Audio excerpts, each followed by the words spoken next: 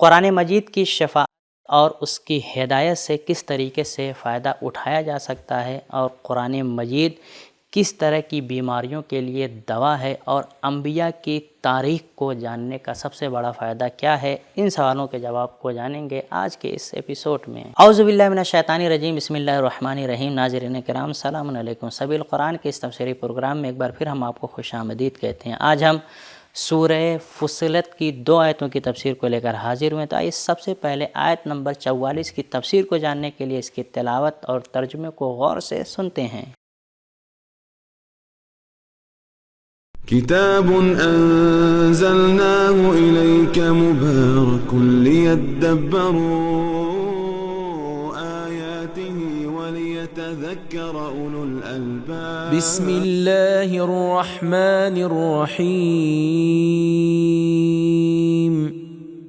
ولو جعلناه قرآنا أعجميا لقالوا لولا فصلت آياته أعجمي وعربي قل هو للذين آمنوا هدى وشفاء والذين لا يؤمنون في آذانهم وقر وهو عليهم عمى أولئك ينادون من مكان بعيد۔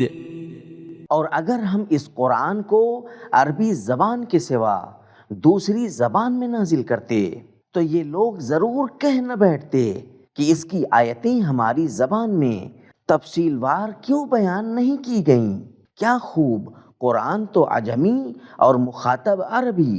اے رسول، تم کہہ دو کہ ایمانداروں کے لیے تو یہ قرآن اثر تاپا ہدایت اور ہر مرض کی شفا ہے، اور جو لوگ ایمان نہیں رکھتے ان کے کانوں کے حق میں گرانی بہرا پن ہے، اور وہ قرآن ان کے حق میں نابینائی کا سبب ہے۔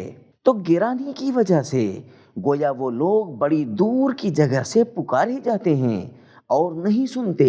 ناظرین، پروردگار عالم نے اس آیت مبارکہ میں اپنے بندگان خاص کے لیے صرف ایک نقطہ رکھا ہوا ہے۔ آئیے اس ایک نقطے کو جان لیتے ہیں۔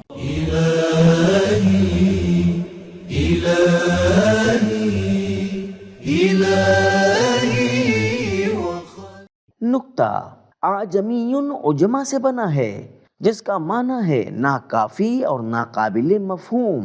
چونکہ غیر عربی زبانیں عرب لوگوں کی سمجھ میں نہیں آتی تھی، لہذا وہ لوگ غیر عربی زبانوں کو اعجمی کہتے تھے۔ ناظرین، نقطے کو جاننے کے بعد اب اس آیت مبارکہ کے پیغام کو بھی سن لیتے ہیں۔ كتاب أنزلناه إليك مبارك ليدبروا پیغام نمبر 1، دشمن کبھی بھی بہانہ بنانے سے باز نہیں آتے۔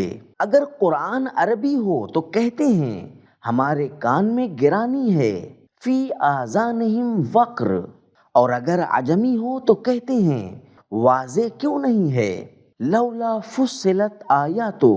نمبر 2، قرآن مجید کی ہدایت اور اس کی شفا سے استفادہ کرنے کے لیے ایمان کا ہونا شرط ہے۔ نمبر 3، قرآن مجید اخلاقی، خانوادگی، سماجی بیماریوں کی دوا ہے۔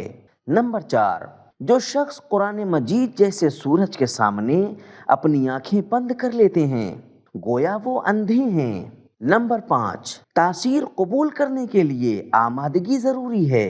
جس انسان کی روح کے ظرف کا سرا اوپر کی جانب ہو وہ آسمان سے گرنے والے ایک قطرے کو بھی اپنے اندر جذب کر لیتا ہے، لیکن جس کی روح کا ظرف بند ہو اور اس کا سرا نیچے کی طرف ہو، اگر اسے معرفت کے سمندر میں بھی ڈال دیا جائے تو ایک قطرہ بھی جذب نہیں کرے گا۔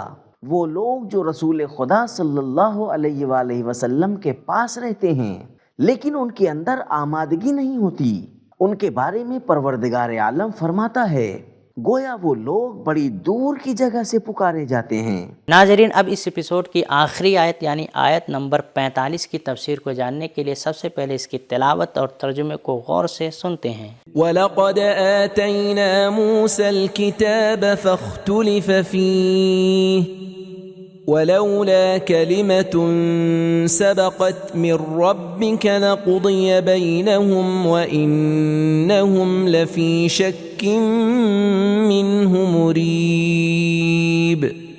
اور ہم ہی نے موسیٰ کو بھی کتاب توریت عطا کی تھی تو اس میں بھی اختلاف کیا گیا، اور اگر تمہارے پروردگار کی طرف سے ایک بات پہلے نہ ہو چکی ہوتی تو ان میں کب کا فیصلہ کر دیا گیا ہوتا، اور یہ لوگ ایسے شک میں پڑے ہوئے ہیں جس نے انہیں بے چین کر دیا ہے۔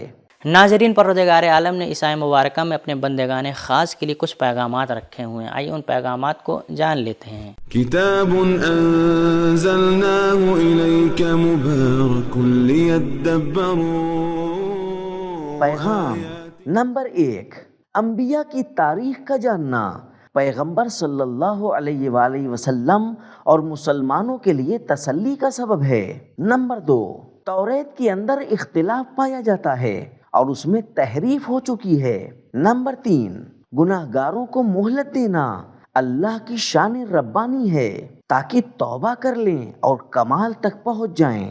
نمبر 4، اللہ کی سنت گناہ گاروں کو مہلت دینا ہے، اگر ایسا نہ ہوتا تو ہر انسان کی عمر کی فائل اس کی پہلی گمراہی کے ساتھ ہی بند کر دی جاتی۔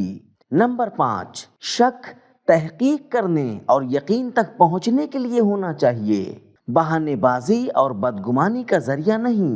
تو ناظرین، آج کے ایپیسوڈ میں ہم نے جانا کہ انبیاء کی تاریخ کا جاننا پیغمبر اور مسلمانوں کی تسلی کا سبب ہوتی ہے۔ قرآن مجید اخلاقی اور سماجی جیسی بیماریوں کے لیے دوا ہے، اور قرآن مجید کی ہدایت اور اس کی شفا سے فائدہ اٹھانے کے لیے ایمان کا ہونا شرط ہے۔ یہ تھا ہمارا آج کا ایپیسوڈ، ملتے ہیں اگلے ایپیسوڈ میں، تب تک کے لیے شکریہ، خدا حافظ۔